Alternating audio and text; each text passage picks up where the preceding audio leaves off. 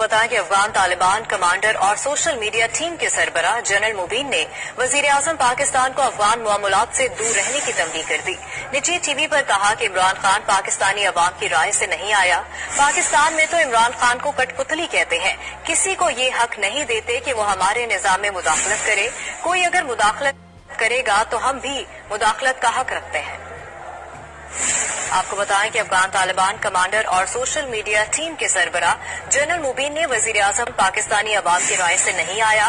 पाकिस्तान में तो इमरान खान को कठपुतली कहते हैं, किसी को ये हक नहीं देते कि वो हमारे निजाम में मुदाखलत करे। कोई अगर मुदाखलत करेगा तो हम भी मुदाखलत का हक रखते हैं। YouTube पर गूगली न्यूज देखने के लिए youtube.com की सर्च बार में गूगली न्यूज टीवी टाइप करें। गूगली न्यूज के पेज पर सुर्ख रंग के सब्सक्रिप्शन वाले बटन पर क्लिक करना ना भूलिए। YouTube पेज पर अपलोड होने वाली वीडियो से बाखबर रहने के लिए बेल आइकन पर क्लिक कीजिए। आपको हर नई वीडियो के बारे में नोटिफिकेशन मौसूल हो जाएगा।